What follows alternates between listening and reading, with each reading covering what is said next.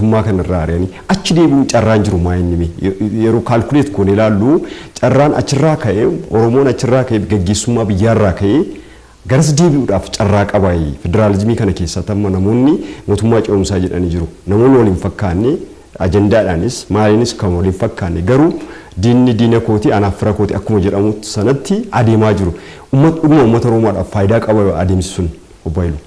Tokkummaan Oromoo kanaan dura sirna gadaatu walitti qabee oofaa ture jechuudha walitti qabee tokkummaa isaa eegaa ture. Erga sirni gadaa cabee booda Oromoon hin bittinnaa'e.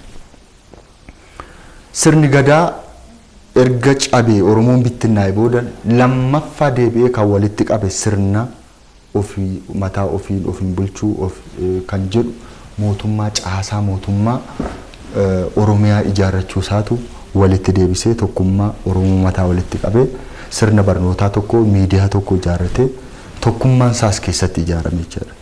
Jalqaba gadaa tokkummaa ijaare amma caasaa mootummaa tokkummaa Oromoo ijaare sirna barnootaa hunda diriirsuudhaan jechuudha. Kun asirraan deebii injifannoodha jechuudha. Kana keessatti maal godhe Oromoon dhaloota barsiifatee aadaa isaa diriirfatee aadaa isaa guddifatee afaan barnootaa sadarkaa olaanaatti gadi kun injifannoodha jechuudha. So sadarkaa kanatti gaaffiin deebi'e sun gaaffii kabiraatti ce'aa deebi'a jechuudha. Gaaffii dimookiraasiinis hin gonfanne jechuudha. Bilisummaa yaadaa socho'uu akka barbaadanitti ijaaramuu kun immoo hanqinaa fi sirna federaalizimii immoo sadarkaa heera mootummaatti argate san immoo akkaataa barbaadaniin hojiirra oolchuutu immoo hudhaawwan turanii ture jechuudha. Kanaaf hidhaan baay'atee dararamuun baay'atee sirna kana keessatti innaan Oromoon ijoollee barsiifateera. Ijoolleen namni barate immoo hin gaafata.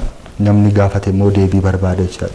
Sadarkaa kanatti dhaloota ijaaree deemee boqonnaa qabsoosaa boqonnaa sadaffaa kanaan mirga dimookiraasii federaalizimii dhugaa kana diriirfachuu kan jedhu kana immoo qabsoo geggeesseen waggoota lamaasitti injifannoo argate jechuudha.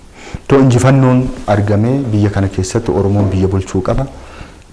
Afaan koo afaan federaalaa ta'uu qaba kan jedhu kan gaaffiiwwan ijoo hidhamtoonni siyaasaa maqaa Oromummaadhaan hidhaman haa hiikaman bilisummaan yaadaa haa jiraatu kan jedhu gaaffiiwwan ijoo gurguddaa kan of course abbaa biyyummaa kan jedhus asana keessatti calaqqisaa ture jechuudha.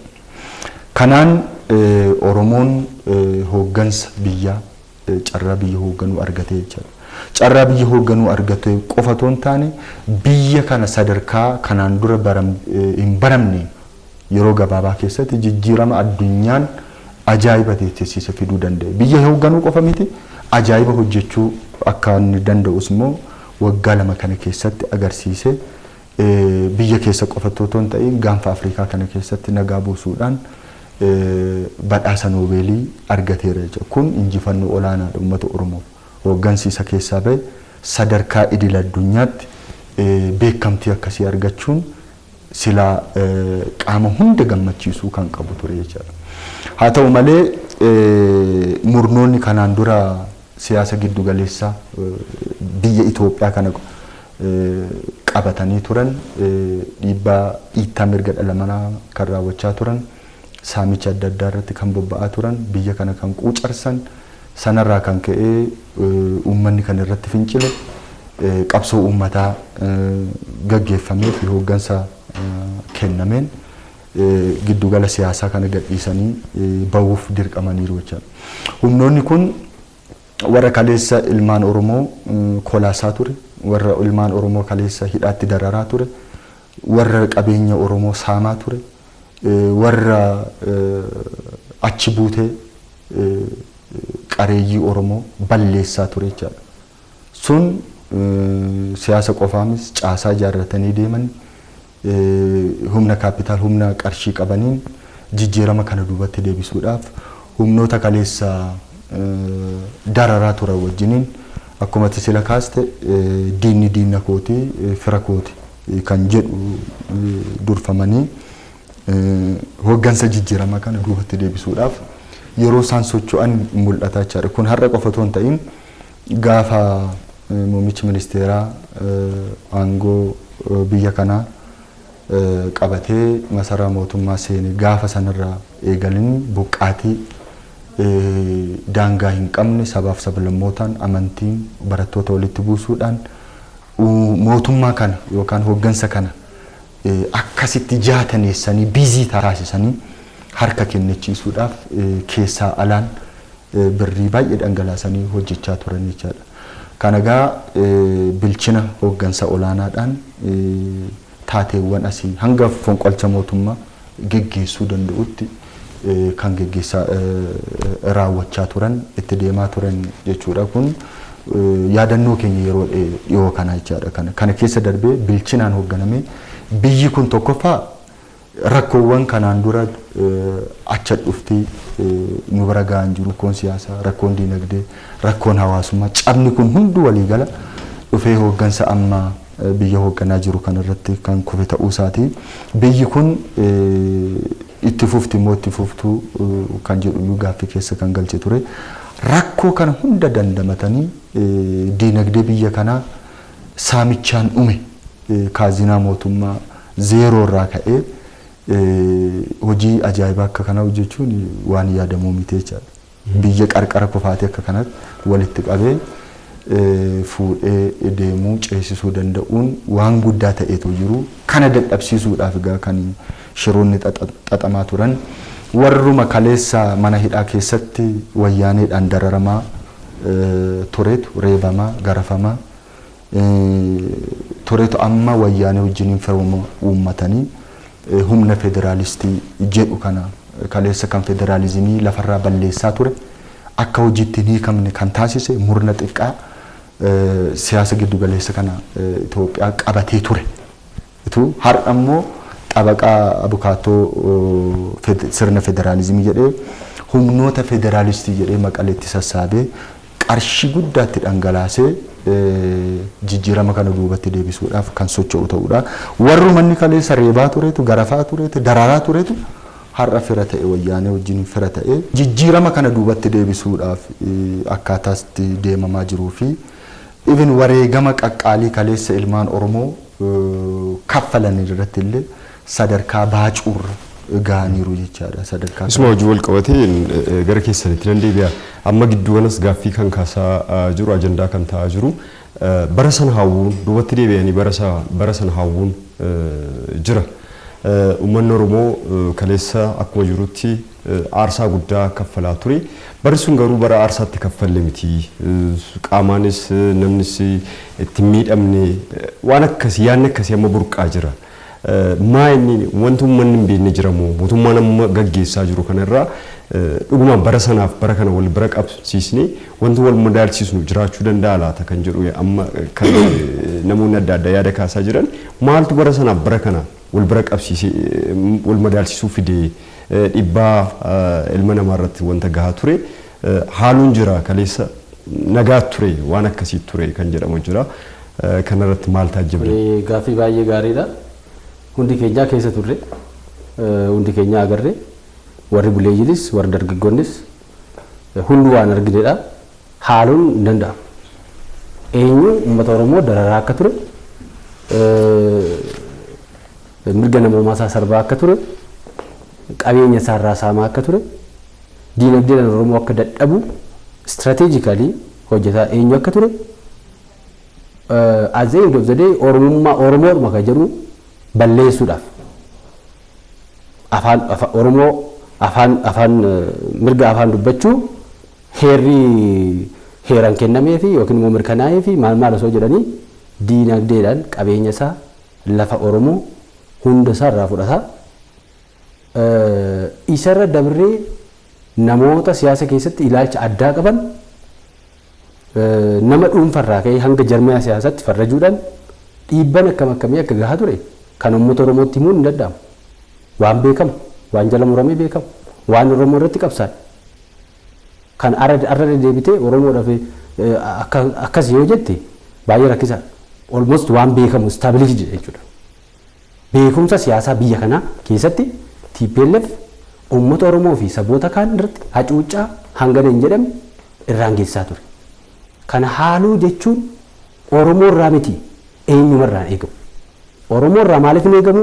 adda dureedhaan bara hooggansi Oromoo jijjiirama guddaa biyya kana keessatti fidaa jiru keessatti obboleessi akka ilaalcha isaatiin garaagarummaa haa qabaatu silaa obseetu karaa iccitii ta'e yookiin dhoksaa ta'e illee obboleessa keetti hin tamalee diina wajjin deemtee diina kaleessa Oromoo miidhaa ture. Kanarratti Oromoon araaramuu hin qabu. Oromoon araaramuu hin qabu. TPLF irratti hacuuccaa yeroo sana ture hin hacuuccamne jedhee Oromoon gaabbuu yookiin immoo yaaduma isaa hiruu hin danda'us hin qabu. Oromoon namoonni Oromoo keessaa baanii jarmaa Oromootti fayyadamanii maqaa Oromootiin kana godhan uummata Oromoo gowwoomsaa jiru yookiin diraamaa hojjetaa jiru yookiin inni kaleessa immoo akkasitti deemamaa tures diraamaadha jechuudha. Maaliif nam tokko kaleessa waan jedhe har'a haalaa jira. Kaleessa miidhamee reebamee akkas ta'e har'a immoo lakki wanni sun soba TPLF akkas hin goone namni jedhu jira. Diraamaadha. Baay'ee nama gaddisiisa. Kanaafuu haala gama kanaan Oromoo gowwoomsuunis hin danda'amu. Waan Oromoon beekee jala muree irratti qabsaa'e ofirraa buqqise wajjin deemtee waan sun sirriidha jettee yookiin immoo jarmaa TPLF jedhamu kaleessa Oromoo nyaataan itti deebitee isaa wajjin hojjechuun safuu Oromoollee kan hin eegganedha. Kanuma hojii wal qabatee egaa jaarmiyaalee nama bakka kaleessa yaada qabaniin har'ammoo yaada addaa burqisiisaa jiru. Ejjennoo kaleessa qabaniin har'ammoo ejjennoon isaanii jijjiiramee jira. Fakkeenyaaf jaarmiyaaleen tokko tasuma gonkumaa bara baranaa kana keessatti filannoon gaggeeffamuu qabu warri jedhaa turan jiru. Jalqaba irratti filannoon gaggeeffamuu qaba gaafa jedhanii mootummaan immoo qoratee erga mirkaneessee booda filannoon baranammoo gaggeeffamuu qaba yeroo jedhamu yaada isaanii jijjiiran immoo bara baranaa kanas gaggeessuu hin dandeenyu yeroo jedhan jiru. Deebisee immoo achi immoo deebisee bara baranaa immoo rakkoon qonnameeraa kanaaf ce'uu qaba yeroo jedhu immoo mootummaa ce'umsaa bakka jedhan jiru. Kanaa wajjin wal qabatee durumaanuu qophaa'ummaan qaban immoo filannoo kanatti amananii gara barbaadanitti dhufu aangoo barbaadanitti dhufu waan hin dandeenyeef immoo yookiin immoo haalli mijataan badhaadhinni haala mijataa hin uumne immoo maal jechuu dandeenya kanarratti? Jijjiirama kana keessatti hiriirri humnoota siyaasaa baay'ee jijjiirameera jechuudha. Jijjiirama siyaasaa biyya keenya keessatti dhufee wal qabatee jechuudha. Akkuma sila kaase TPLF wayyaaneen erga masaraa Finfinnee dhiibamtee baate humnoota ilaalcha siyaasaan waliin fudhanne kan ishiin kaleessas dararaa turte walitti fiddee diinni nuun qabnu bulchiinsa Dooktar Abiyyi waan ta'eef garaagarummaa hammamiyyuu haa qabaannu garaagarummaa keenya dhiifnee bulchiinsa Dooktar Abiyyi kana dhiibnee kuffifnaadha. Kanaaf warra kaleessa mana hidhaa keessatti dararaa turte otoo madaan uummata Oromoo hin qoorin madaan keenya kaleessaa hin qoorre kaleessa hin dandamanne madaa keenyarra otoo madaan keenya hin qoorin faayidaa adda addaan of jala hiriirsuudhaaf yeroo ishiin socho'aa jirtu mul'ata jechuudha. Kanaaf humnoonni kun galmi isaanii tokko mootummaa bulchiinsa sabaaf sablammoota hunda hammatee deemaa jiru kana dhiibnee baasnaadha. Dhiibnee kuffisna harka micciirree kuffisna. Yeroon nuti itti geggeessinu immoo amma yeroon isaa immoo amma mootummaan kun lafan qabannee yoonni filannootti hin deemna jedhee murteessee deemne lakki filannootti hin deemnu nuun baasu jennaan. Yoonni filannoo waan faallaa kana ta'e hundumaa sassaabuudha jechuudha. Galmi isaa bulchiinsa kana dadhabsiisuudha. Kanaaf baajata guddaa ramadanii baajata saamichaan asii sassaabatanii ba'an hunda ramadanii keessaa alaan nama bitanii socho'aa jiru jechuudha. Kanaaf humnoonni siyaasaa kaleessa sababa siyaasaatiin mana hidhaa turan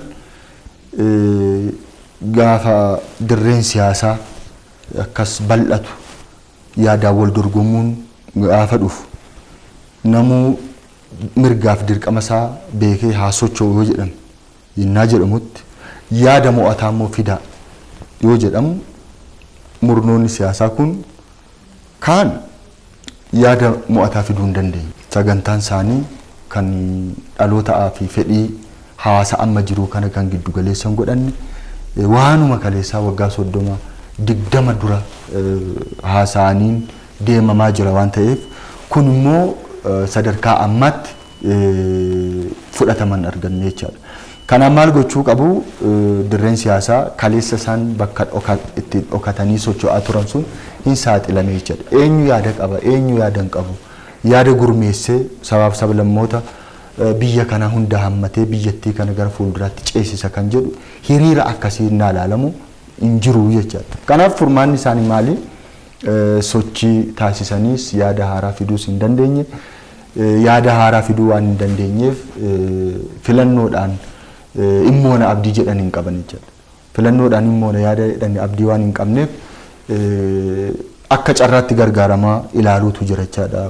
Weerara dhibee COVID-19 kana akka carraatti ilaalanii sadarkaa ammaatti heera mootummaa keessa yoo rakkoon akkasii mudate furmaata kan taa'u hin jiru waan ta'eef furmaanni isaa mootummaa ce'umsaati jedhanii kan deemaniif sadarkaa kanatti kan socho'aa jiran mootummaa ce'umsaa kan leellisaa jiran sadarkaa qophii hin qaban. Qophii hin qaban qophiinsaa yaadarraa, ijaaramarraa, hammattummaarraa, sochii fi hooggansarraa wal qabatee deema waan ta'eef sadarkaa kanatti hin qophoofne. Waan sadarkaa sanatti hin qophoofne akka carraatti gargaaramanii fulbaana 30 booda mootummaan hin jiru waan ta'eef fulbaana 30 booda ani muummicha ministeeraati itti aanaa muummicha ministeeraati jedhanii kana hunda ajandaa kana bocee kan itti kennu wayyaaniidha jechaadha. Wayyaaniin humnoota walii hin simne kana sadarkaa kanatti bajeta ramaddee birriitti hirte even yakkuma kaleessa hojjettillee qulqulluudha wayyaaniin kaleessa nun dararre nun reebne titiisa koo narraan kaafne wayyaaniin darara ishiin hojjette jedhamee lallabamu dubbatamu kun soba jedhanii madaa uummata Oromootti sadarkaa isaan baacuu gaanirra geesse jira. Kaleessa kun seenaa mitan dubban kaleessa kan keessa jiran kan keessatti hidhamne dararamne kan keessatti madoofne kan keessatti ilmaan keenya du'e obboloonni keenya nu biraa dhuman sadarkaa kanatti irraanfatamee yookiin immoo tuffii uummata Oromoo qabuun irraa kan ka'e wayyaaneen waan inni yakka ishiin hojjette jedhamee yeroo baay'ee himamu kun soba jedhanii sadarkaa wayyaanee maqaa bareechuu humna federaalistii jedhanii wajjiniin socho'aa jiraachuusaa kan mirkaneessudha jechaadha. Kun immoo tuffiidha jechaadha. Kaleessa dargaggeessi qeerroon qarreen Oromoo namichi kun hidhamtoonni siyaasaa keenya haa ba'an jedhanii rasaasa ajjeefamaa turan jechaadha. Ana dararaan narra hin geenye inumaayyuu eenyummaan koo bakka itti kabajame yoo jiraate achidha eenyummaa koo kabajee na kunuunsaa turte sadarkaa jedhutti kan deemame jechuudha. Kun baay'ee nama gaddisiisaa jechaadha. Uummatni Oromoos baay'ee gadde kanarraan eegamne haa hiikamu jennee hunduu bakka jirutti hunduu qabsaa'ee sadarkaa kanatti dhiiga dhangalaasee kan jiru jechaadha. Kabiraa wayyaaneen siyaasa giddu galeessaa kana keessaa dhiibamtee kan baate hariiroo diinummaa kaleessa Oromoo fi Amaara gidduutti wayyaaneen facaaste sana irra aananii sanatti bishaan naqanii hooggansi gamaa gamanaa kan naannoo Amaaraas kan naannoo Oromiyaas wal ta'anii fedhii biyya kanaa fedhii uummattoota kanaa waliin jireenya itti fufiinsa biyya kanaaf gaariidha jedhanii dubbatanii Oromaaraa kan jedhu sochii akkasiitu wayyaanee as keessaa dhiibee baase. Wayyaaneen Amaaraaf Oromoon ibiddaaf cidiidhaa walitti hin araaraman yaada jedhu qabdi ture. Garuu hooggansi bilchinaan naannoo lammanii bilchinaan waan itti deemanii Oromaaraa kanaan wayyaanee as keessaa dhiibanii baasan. Wayyaanee as keessaa kan dhiibee baase qabsoo Oromoof Amaarri wal ta'anii geggeessanii baatee jira. Wal ta'iinsa hooggansa Oromoo fi Amaaraa wal ta'aniin as keessaa dhiibamee baate. Amma kanaan waan as keessaa dhiibamtee baate hin beekti wayyaanee. Kana maal gochuudha Oromoo fi Amaara wal shakkisiisee tan itti deebi'aa kan jedhu yaada qabdi. Karaadhuma ari'amtee deebitee galuu barbaaddee jira. Kanaaf sirni Dooktar Abiyyi gaggeessuu sirna nafxanyaati jetteeti ekeraadhaan waan du'een sirna du'een waan hin jirreen Oromoo sodaachistee Oromoo fi Amaara wal shakkisiistee as deebi'uu barbaaddee jechaadha. Gowwaan keenyaa fi inni qarshiidhaan bitamee fi amma wayyaaneen dararan irratti raawwanne jedhu immoo televezyiiniitti gadi baheetu wayyaaneen qulqulluudhaan nan dararre nun dararre jedheetu ibsa kenna jechaadha. Kanaan Oromoo ekeraadhaan sodaachisa wayyaanee baatanii 4 kiilootti deebisuudhaaf deemu jechaadha. Ekeraadha bar hin jiru sirna hin jirre waan hin jirre uummanni fuulduratti guddata malee duubatti guddatus hin jiru. Ekeraadhaan sodaachisu nafxanyaadha jechuu yoo akkasitti shakkii uuman malee as deebi'uu hin danda'an waan ta'eef kanaaf immoo humnoota kana bitatanii jiru. Oromoo keessaas ijaarratanii jiru humna federaalistii jedhanii baajata guddaa ramadanii waan baay'eetu jira. Kun isaanuu ragaa ba'aa jiru gadi ba'anii wayyaaneen qulqulluudha jedhanii wayyaanee kaleessa dhiiga keenya dhangalaastee madaan keenya ammaan qoorre madaa keenyatti ashaboo naqaa jiru jechaadha akka nu gubee sadarkaan taanetti kun gatiinuun isaan bilisoomsuudha mana hidhaadhaa isaan baasuudha kaffalletti illee bishaan naqaa jiru sadarkaa kanatti socho'aa waan jirtu waan ta'eef tokko ekeraadhaan Oromoo Amaara shakkisiistee gara kanatti dhufuudha kaan immoo ergamtootas keessaa bitattee maqaa kaleessa wayyaaneen qabdu hojii ishii kan dagachiisu immoo namoota miidiyaa Dimtsi Wayyaanees haa ta'u Tigraay TV'tti gadi ba'anii dubbatanii immoo Oromoo biratti maqaa gaarii naa uumuu danda'u jettu immoo sadarkaa kanatti bobbaastee hojjechaa jirti waan ta'eef sadarkaa kanatti uummanni keenyas baree eenyutu Oromoodhaaf Itoophiyaadhaaf qabsaa eenyutu jijjiirama kanatti fufsiisa eenyutu immoo amanamummaa qaba eenyutu madaa keenya kaleessaa immoo nutti deebisuudhaaf sirni Minilik koon jiru bar wayyaaneen garuu ammayyuu as deebi'uudhaaf hojjechaa jirti.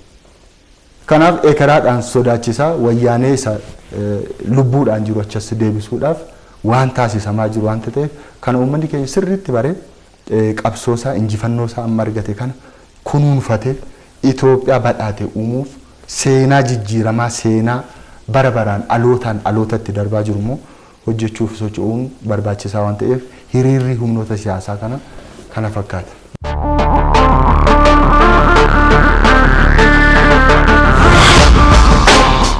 Jaarmiyaalee siyaasaa biyya keenya keessa ta'e keessumattuu jaarmiyaalee Oromoo wal cabsuun jira. Yeroo hundaa faallaa dhaabbachuun aadaa ta'eera. Mootummaan kan hojjetu faallaa dhaabbachuun aadaa ta'eera. Kun nu deemsisaa uummata Oromoo ceessuu danda'a, uummata Oromoo daandii fagoo fudhachuu danda'a. Maaliif mootummaan kamiyyuu dhufu garuu kan mootummaan hojjete karaa kanaan cimina qabda, karaa kanaan immoo rakkoo jiru yookiin immoo hanqinoota keessumattuu faayidaa uummata Oromoo kan dhabsiisan irratti bakka kana hanqinni jira jedhanii qeegaa deemuu wayyamoo wal cabsaa deemuu wayyaa. Maaliif uummata keenya daandii fagoo deemsuu danda'a yaadni akkasii. Qabsoon Oromoo kan galma gahuu dadhabeef kan injifannoodhaaf gahuu dadhabeef sababuma amala jaarmiyaa siyaasaa Oromooti. Inni guddaan sababa alaa lakkoofne malee sababa keessaati inni bu'uurri. Kana jechuun maali? Sababa keessa jaarmiyaa Oromoo jaarmiyoota Oromoo jiru tiin qabsoon Oromoo tarsimoo sirriirratti hundaa'ee karaa sirriirra deemee galma akka hin geenye ta'ee jechuudha. Kun waan nama falmisiisu miti arras immoo santu argamaa jira. Kaleessa sababa sanaaf qabsoon Oromoo osoo hin cehin osoo tiraansfoorm hin ta'in injifannootti osoo hin cehin osoo sirna ijaaruutti hin cehin hafee arras sababa amala jaarmiyoota Oromootiin qabsoon Oromoo injifannoon siyaasaa amma argame kun injifannoo caasaa ijaaruutti sirna ijaaruutti akka hin ceene gahee guddaa taphataa jechuudha.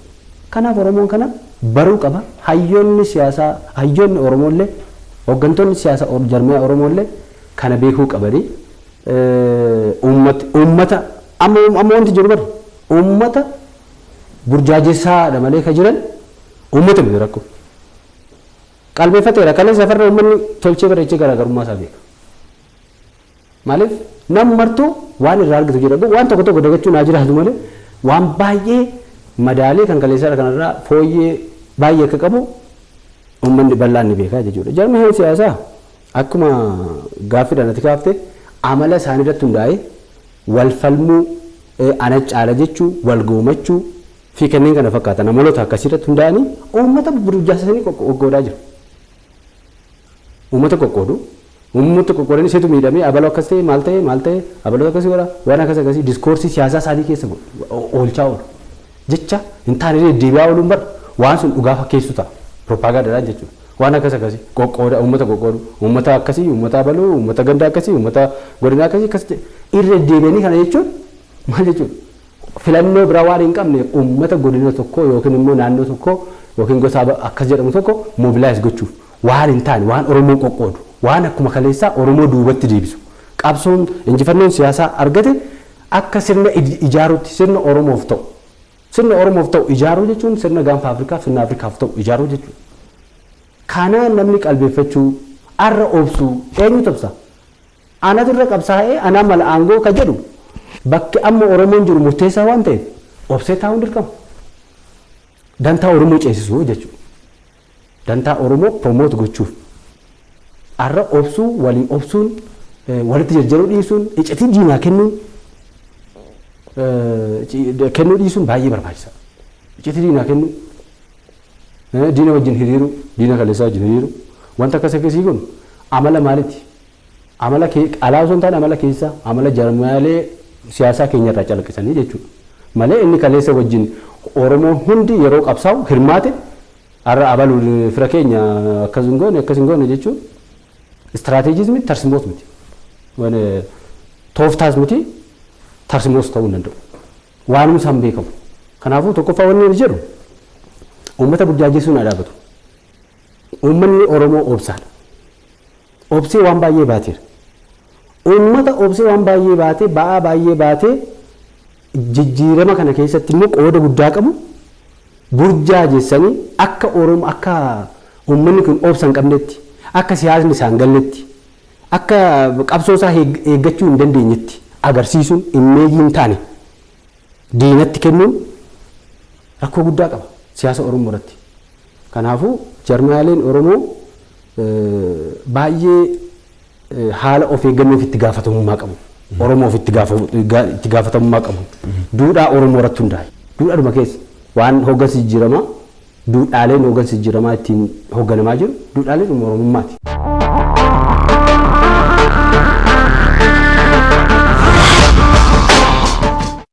Tokkummaan amma fakkeenyaaf tokkummaan yeroo baay'ee yeroo dhabamu tokkummaan paartii siyaasaa Oromoo keessatti yookiin jaarmiyaalee siyaasaa keessatti yeroo dhabamu warri jaarmiyaaleen immoo faallaa jaarmiyaalee Oromootiin faayidaa Oromootiin faallaa isaanii dhaabbatanii carraa kanatti fayyadamuun jira. Gargar gidduu galanii gargar baasuun Oromoof Oromoon akka walirraa fagaatu gochuun jira. Gara biyya alaatti yeroo deemnu immoo paartiileen siyaasaa yookiin jaarmiyaaleen biyya keessa jiran immoo yeroo tokko ta'anitti Egypt yeroo itti qabbanooftu yeroo immoo waan tokko biyya keessatti uumamu immoo Egypt sochii yeroo itti jalqabdu jira. Kanuma wajjin wal qabatee egaa gidduu kana waa'ee filannoo kana wajjin wal qabatee jaarmiyaaleen adda addaa yeroo adda addaa yaada kaasan Egyptis amma tarkaanfii adda addaa fudhachaa jirti yookiin immoo xalayaa sadarkaa addunyaatti xalayaa adda addaa gashaa jirti dhiibbaa uumaa jirti. Kanaaf tokkummaan akkamitti barbaachisa keessumattuu diinni karaa alaatiin kan dhufu hidha haaromsa abbayyaa wajjin wal qabatee amma sochiin jiru paartiileen siyaasaa yeroo akkas gargar faca'an dhiibbaa sodaan jira gara biyya alaatti gara Arab Liigii irraa wanti isheen hojjechaa jirti. Kanuma wajjin wal qabatee qaawwa barbaadde qaawwa sana cufuudhaaf maaltu godhamuu qaba? Boylo. Tokkummaa jechaan ilaalcha siyaasaa tokko qabaachuu jechuu miti. Ilaalcha siyaasaa garaa qabaachuu dandeenya. Kun uumamumas yaada adda addaa qabaachuun waanuma jiru namas kan nama taasise tokko kana. Garuu tokkummaa qabaachuu jechuun tokkoffaa itti fufiinsa biyya kanaa irratti qaamni siyaasaa kamiyyuu ilaalcha tokkoo fi gocha tokko qabaachuu qaba. Tokkummaan kana dantaa biyya kana keessatti aggaamame dantaa biyya kana irratti aggaamame kamarra iyyuu garaagarummaa siyaasaa tokko malee wal cina hiriiruun dirqamaa jecha tokkummaa jechaan kana. Kabiraa faayidaa fi fedhii faayidaa biyya kana kabachiisuu keessatti garaagarummaa siyaasaa tokko malee wal faana hiriiruun dirqamaa jecha tokkummaa jechaan kana. Nagaa tasgabbii biyya kana lammiilee nagaadhaan akka jiraatan gochuu irratti taasisuu irratti tokkummaa qabaachuun dirqamaa jechaadha. Yoo kun hin jiraanne ta'e tokkummaan hin jiru jechaadha. Tokkummaan hin jiru. Kana irratti abbaan fedhe hundumtuu walii galuu danda'uu qaba jechaadha. Sadarkaa kanatti biyyi itti fufuu qabdi, fedhiif dantaan biyya kanaa kabajamuu qabaa irratti kan laalamu ta'uu qaba jechaadha. Kun humnoonni siyaasaas keessaa fedhii murnaa, fedhii kaleessa yookaan faayidaa kaleessa argachaa turan dhaban karaa seera qabeessaan dorgomanii yookaan fudhatama argatanii deebi'uu hin dandeenye tokko tokko gaafa isaan qaamota alaa wajjiniin hiriiranii dantaa biyya kanaa irratti gufuu ta'an hin mul'ata jechaadha. Hidha Abbayyaa, laga Abbayyaa, hidha guddicha Itoophiyaa wajjiniin kan wal qabatudha jechaadha. Akkuma beekamu biyyi Ijipt, Masriin kun biyyi Gibxii dantaa yeroo dheeraa laga Naayil kanarraa qabdi. Sanaan wal qabatee waliigalteewwan yeroo adda addaatti mootummoota Ingilizii, kolonii Ingilizii waan turteef waliigalteewwan 1929 barre mallattaa'an dantaa Itoophiyaa waan miidhaniif dantaa sana waliigaltee sana fudhachuu dhabuudhaan Itoophiyaan bifa haaraadhaan laga ishii misoomsuu kan ammoo mirga birmadummaan biyyummaa kennuuf waan ta'eef sanaan wal qabatee wal dhabdeen itti fayyadama laga Abbayyaa wal qabatee yeroo adda addaatti ka'aa jechaadha. Kanaaf hidha guddicha Abbayyaa yeroo isaan jalqabdutti Ijipti baay'ee socho'aa turte dhaabsisuudhaaf yeroo sana dhaabsisuu hin dandeenye keessaas humni daangaadhaa hanga daangaatti waan socho'eef hidhni kun ijaarsi isaa otoo hin gufatiin sadarkaa amma jirurra gahee jira jechaadha. Gidduutti hattummaadhaanis murni kanaan dura aangoo siyaasaarra ture malaammaltummaa adda addaa kachachala adda addaa raawwatee hidhni kun yeroo isaatti akka hin xumuramne taasiseera jechaadha. Silaa yoona xumurree gara ibsa sadarkaa oomishuurra geenya ture. Kun sababa keenyaan duubatti deebi'ee jira. Kan ammoo haala qabatamaa siyaasa biyya keessaa giddu galeessa godhattee dantaa ishaatti fufsiisuudhaaf barbaaddi. Alaa dhiibbaa dippiloomaasii Itoophiyaa irra keessee Itoophiyaan barana kuusaa bishaanii jal'istee bishaan kuusuu eegalti kanan beekama. Sana gufachiisuudhaaf karaa kaaniin gama dippiloomaasiitiin dhiibbaa nurra geessisuudhaan biyyoota dhageettii sadarkaa idil addunyaatti dhageettii qaban amansiifachuudhaan sadarkaa jaarmiyaalee sadarkaa idil addunyaatti international organization sadarkaa sana immoo dhiibbaa gochuudhaan Itoophiyaan akka bishaan kana kuusuu hin jalqabne ittisuudhaaf hin socho'u sadarkaa dippiloomaasiitti.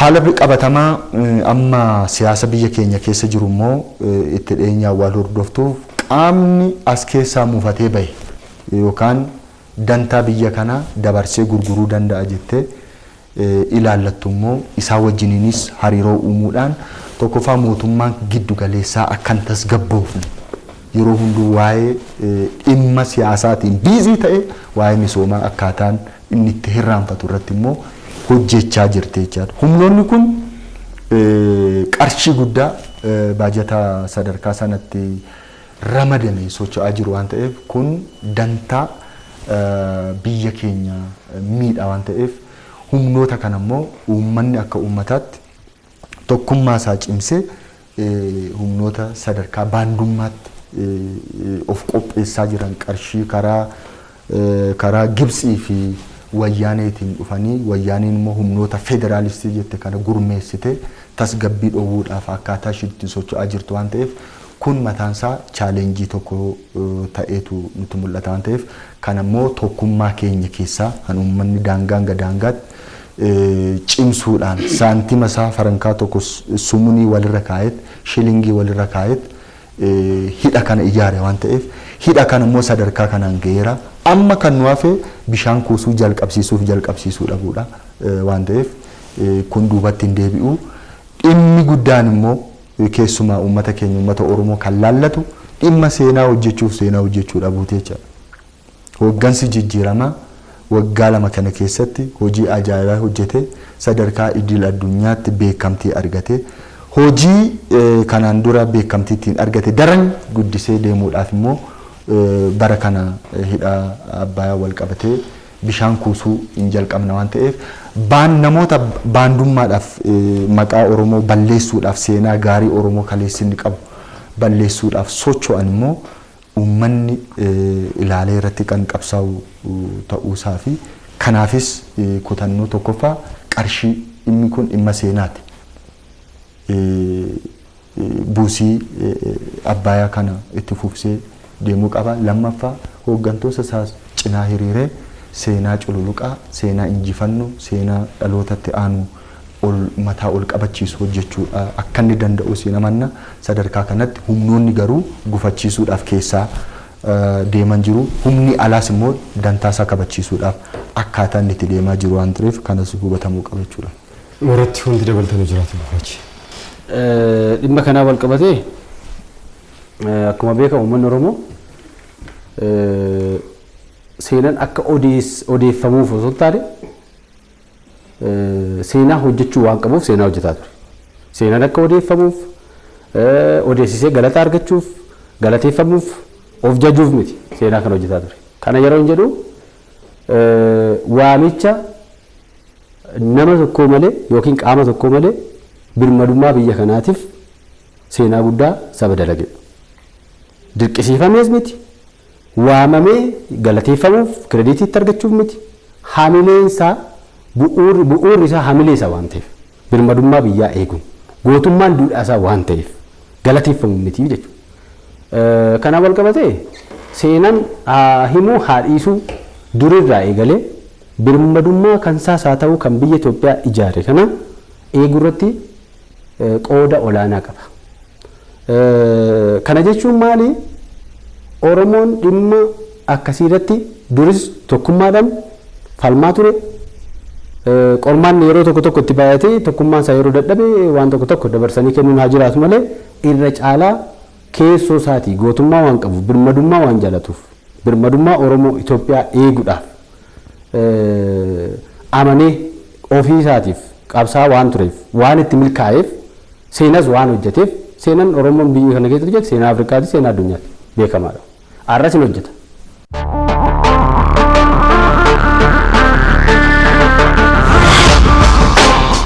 Hordoftoota keenya sagantaan keenya innarraa kana fakkaata ture. Sagantaa kana immoo mariisuudhaan kan isinii wajjin turtii godhee aan Malkaamuu Abdataati. Sagantaa biraatiin hanga yeroo biraatti wal arginutti nagaatti.